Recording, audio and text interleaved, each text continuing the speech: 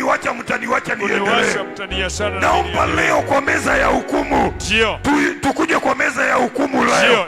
Naomba leo wewe, wale waliokumaliza, wale walisema huwezi endelea, kwa meza leo wahukumiwe.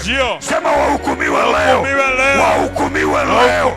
Wale waliosema huwezi endelea, meza ndio hii, meza ndio hii, wahukumiwe leo, wahukumiwe leo. Wale waliosema hamwezi inuliwa, wahukumiwe leo. Wale walioroga watoto wako, wahukumiwe leo.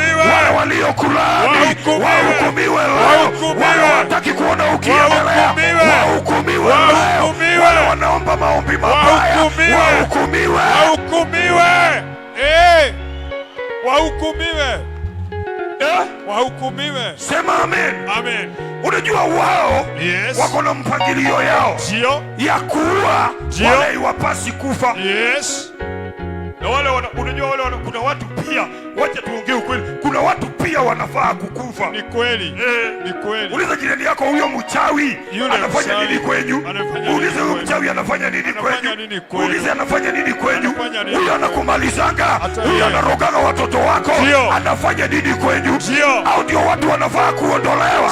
Semeni waondolewe. Waondolewe. Piga kelele waondolewe. Piga kelele waondolewe. Piga kelele waondolewe. Piga kelele waondolewe. Piga kelele waondolewe. Piga kelele waondolewe. Wachawi waondolewe. Yes. Mtu kama hataki kuona ukiendelea, anafanya nini area hiyo? Leo tunatuma moto kwa kijiji chenyu. Tunasema hiyo kijiji, zile nyumba zimekwama, zianze kujengwa leo, zianze kujengwa kesho.